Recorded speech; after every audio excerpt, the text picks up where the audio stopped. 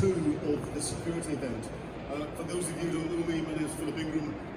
I have helped put the content together for these 3 days, and therefore you'll see my ugly mug for the rest of today and all of tomorrow. And for those that put up with me yesterday, thank you. Day two, a number of things that were coming through, looking at everything from the Commonwealth Games through to how we can best use our CCTV systems, through to the Protect duty later on, through to an update on Ukraine and what is going to happen, and will there be a nuclear war in the next 2 or 3 weeks. That's just after lunch. The nuclear war is not just after lunch, the update's just after lunch. But we're very fortunate to kick off this morning with Mark Gibson, who's the head of sales of CloudView, and he's going to give us some very detailed insights into CCTV. But rather than me steal your thunder, Mark, I'll hand over to you and let you explain what you're going to talk about. Thank you. Thank you very much, Phil. Good morning. How is everyone feeling? You all get a good night's sleep? Not too much to drink last night? I had a couple, but not too many. I heard a lot of you talking yesterday on the floor, and there's no doubt that the future for CCTV is bright indeed. And in fact, there's a lot to see, and I've got to get out there and do some more of it today. But today I want to share a story with you. I'm a storyteller, and you're not going to get a sales pitch. I'm going to tell a story about one of our customers. It's a true story. But first, I want to ask you a couple of questions. Firstly, I want to understand your role. Hands up if you are an end user. You're an end user of technology, okay? Hands up if you are a vendor, a technology vendor. You're with a company that sells technology, okay, thank you. And hands up if you're an installer or an integrator. Okay, that means that everyone else is in the other bracket. Okay, great. Now, I'd like to know what sort of technology you're using today. Hands up if you're using analog CCTV. Analog CCTV, still plenty of it out there. Who's using IP CCTV? Okay, good. And is there anyone out there using cloud today? Cloud surveillance? No. Okay. The final question I have for you is, hands up if you've got plans to explore the cloud in the next 12 months. Okay, I can see a few hands going up there, thank you. So, as I was preparing this talk today, I tried to put myself in your shoes and think of some of the questions you might have for me, and I thought you might want to know, who is CloudView? Who have we helped? And how can we help you get better surveillance outcomes? Well, in answer to the first question, CloudView is a cloud-based video analytics platform which is ideal for the next generation of CCTV applications using artificial intelligence to produce better surveillance outcomes. Our customers include housing associations, police, local councils, warehousing, healthcare, manufacturing and retail. The title of my talk today is the Great CCTV Retrofit Not. And unlike nearly everybody else in this room, we're not here to try and sell you any new CCTV products. We're in fact the only vendor in the room that can help you extend the life of your existing serviceable CCTV infrastructure and move it to the cloud for better outcomes for the investments that you're making on CCTV today. At marginal cost, I might add.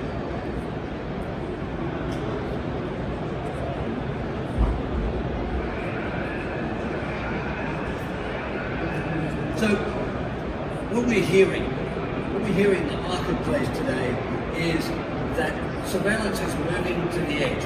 We're reading every day about cloud and how cloud is enabling a new set of use cases, and what we're seeing is it's moving to the edge because it's more cost effective to do it at the edge and we can get better outcomes. What we're also looking down the barrel of, I think, in 2022 is a Brexit, post-Brexit oil price recession, and along with that comes the inevitable rise in crime. We know in recessions that crime increases. And we also know that surveillance is now focusing on event-based surveillance so that we can actually get proactive without necessarily having to sit down in front of a monitor 24/7 to see what's going on. And we're using artificial intelligence to get better outcomes from those events. In terms of what we're hearing from our customers almost every day, is that they're getting a poor return from the investments they've made in CCTV technology. We often hear that cameras are down, but they're not discovered until after there's been an event, and then inevitably they go to review the footage and the cameras were down, so there is no footage to review. And the third thing we're hearing is that to review the footage, you've often got to get in a car, drive to where the NVR is located, and then sit there through maybe several hours to try and find an event that may have happened for 1 minute. So that's really the setup for this conversation. And next I want to sort of move to what we see as this video surveillance adoption curve. And if you think about the 1990s, where we got started in this business, back in the 90s, CCTV, analog cameras, there's still a lot of it out there. And then 2000s, analog cameras with the DVR, basically the same setup, not much difference. And then in 2010, the advent of the NVR, and then finally where we are today with cloud-based events that enable a new set of outcomes from the adoption. So as you go up the adoption curve, the value increases from your investment in surveillance. But as I said, I want to tell a story, and this story is about a Riverside apartment and a stolen bike. And a friend of mine was actually told me this story. His friend had bought a brand new high-end electric bike, and he went down to ride it one weekend and it wasn't there. And they went to the police to get permission to review the CCTV footage. And by the time they got back to review the footage, they found that all of the cameras around the bicycle locker were down, waiting a software update. So there was actually no footage of that theft. The other thing is that if you imagine in the commission of that crime, there was a serious assault occurred as the perpetrator was trying to get away. Often what we see is that the NVR is stolen to try and remove the evidence. So this is actually a Riverside apartment, lots of high-profile people living in, footballers, etc. And that is a true story that I'm sure is going to be resonate with some of you.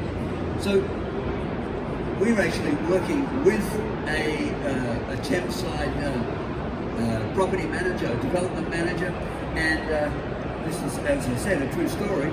A stolen bike. The cameras were down at the time, and they were looking for better CCTV outcomes because, of course, they've got a whole rack of monitors there monitoring the cameras, but no one's actually looking at it. They were actually looking to get better outcomes, but there were no funds to retrofit because with increases in gas price and increases in cost of living, the Residents Association did not want to face any more fees. So they began looking for new approaches to get better results for their CCTV. And after looking at a lot of point products, a lot of the companies out here, they actually decided that if they could leverage their existing infrastructure, and this particular organization's got 150 IP cameras, and they're from Dahua, and they've got 100 Pelco analog cameras. But the Pelco cameras are fantastic cameras, there's nothing wrong with them, even though they might be 10 years old, they're still beautiful picture qualities. So what we did was we showed them how they could actually get cloud-enabled their existing IP and analog infrastructure and detect events at the edge to get status on all of the cameras in the network so that there were no more opportunities for those cameras to be down. I think another outcome is that because the events are being reported direct to the cloud, even if the NVR is stolen, you'll still see the evidence. And that evidence is tamper-proof and can be easily downloaded for prosecution and for use by police. So the end of the story is that we were able to help that organisation and increase the safety of the residents, the feelings of safety for the residents, the speed to interact by really flipping the surveillance model from delayed reactive surveillance to more proactive real-time and with the opportunity for intervention. And they're getting a lot more satisfaction in terms of their investment from CCTV. And we did that by connecting their existing infrastructure. It's running in hybrid mode, and we connected a cloud video recorder which enables the existing cameras to go to the cloud, and we have a single interface that we can view any camera on, where we can see the status of those cameras. And that really is the cloud view solution. We can enable any camera from any manufacturer to provide cloud surveillance outcomes for them on an integrated platform to get better visual intelligence from the infrastructure that they've got today. And using this, using a heartbeat, we can actually determine the camera status of all of the hardware in the organisation. So that's the story in a nutshell. That's the CloudView story. No sales pitch, but I wonder if there are any questions. Does anyone have any questions?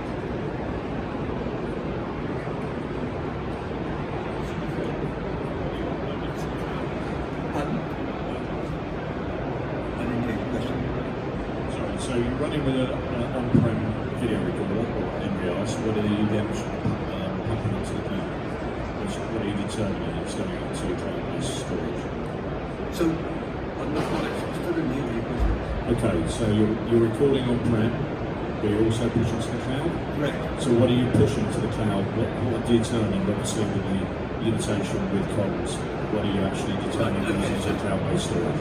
So we are using the same camera infrastructure and running in hybrid mode, and we are detecting events, people movement and vehicle movement. So people and vehicle movement. Before an event, we record all of the events. If there's a movement detected, that event will be stored and it will be available for up to 1 year. So yes, to reduce the risk, perceived risk in moving to the cloud, we can run in hybrid mode. They can still record locally for 30 days, but those events are stored immediately in your cloud and accessible through any web browser, anywhere, or in the future, very shortly, on mobile phone. So you can actually cloud enable infrastructure that's perfectly functional to deliver a different set of outcomes. And you can get more proactive in the way you interact with events, especially after hours. You wouldn't expect anyone going on a light locker at 10 p.m, so that would flag up an event and you'd want somebody to take a look at that. Are there any other questions? Yes. You said that you store the information for a year. Does that then cause problems with the Data Protection Act 2018, whereby you're not allowed to store images for longer than is absolutely necessary, and even town centre systems often are not able to store pictures legally for more than 90 days? That's a very good question about, the question's about how long we store the data for. Well, in fact, typically we would store it for 30 days, but if you're a food manufacturer, you have to store it for a year. You have to store data for 1 year. And we see organizations wanting to store for 90 days, for evidence purposes, or 180 days. How you want to store it is up to you, but standard it's 30 days. Thank you. Yes? The other question is, at what resolution do you push the pictures to the cloud? A lot of cameras now work in 4K, 8, 9, 10 megapixel. Are you able to do that, especially on a site which has 150 cameras? So that's a very good question. Can we push, if they're 5 megapixel cameras, can we No, push? if they're 10 megapixel Well, if cameras. they're 10 megapixel cameras. Well, the real issue here is bandwidth. So the constraint is bandwidth. The 150 cameras, you're going to need gigabit Ethernet if you're pushing 5 megabits up. What we've found in practice Sorry, my question was specifically about 8, 9, 10 megapixel. You keep coming back to 5 megapixel, which is only half of that. So could you answer the question in relationship to 8, 9, 10 megapixel cameras, please? I don't think we've ever tested 10 megapixels, but we do know that we can push 5 megapixels to the cloud, and that's what we have tested. Typically, most organisations, full HD 1080 is actually sufficient. We can get very, very good resolution with 1080, and it's a trade-off. Bandwidth is a trade-off. Yeah, the issue with 1080 is that you're only able to cover with facial recognition or identification about a quarter of the area that you'll be able to cover with even a 5 megapixel camera. So you then end up needing more cameras, which means you're upping the bandwidth anyhow. That's very true. Perhaps we can have a conversation after this. Are there any other questions? Yes, one over here.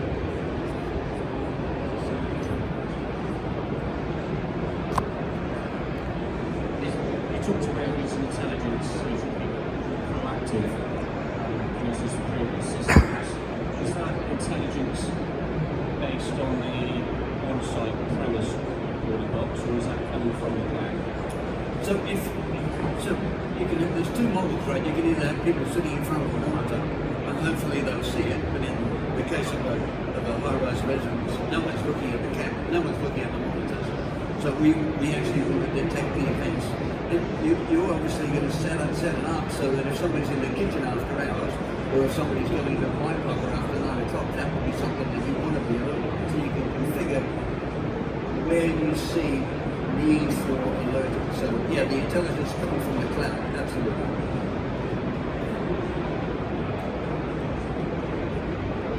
What sort of hardware, if any, would be needed to be installed? What sort of hardware? Okay, it's a fairly small box, a cloud video recorder or a cloud network adapter. These things are typically fairly small. You can go anything from a single connection to as many as you need. Typically the cost is about £49 for a reseller price is about £49 per connection to the cloud.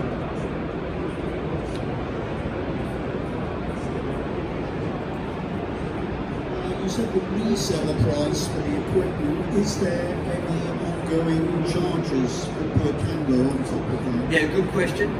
Typically about £8 a month for cloud service fee.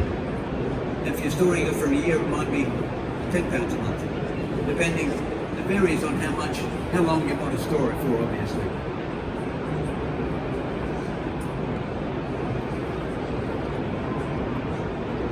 That £8-10 is that per camera? £8 per camera per month, yes. So is it subscription based? It's a service.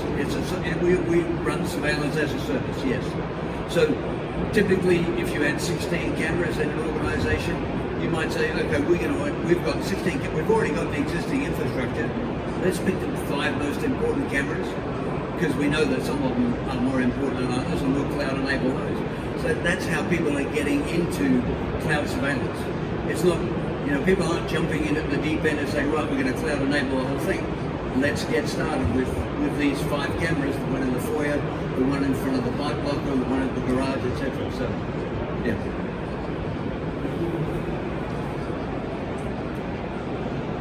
Okay, well, that's my talk today. Thank you very much for your attention. I really appreciate you coming, and love to talk to you afterwards. Mark, thank you very much indeed. I think the number of questions have suggested how interested the audience is. And CloudView have got a presence at the event here. Yes, we're all on that room just in front of the VIP tent over there. So And if people have got other questions, they can come and find you there yes, afterwards. please come and talk to us. Okay.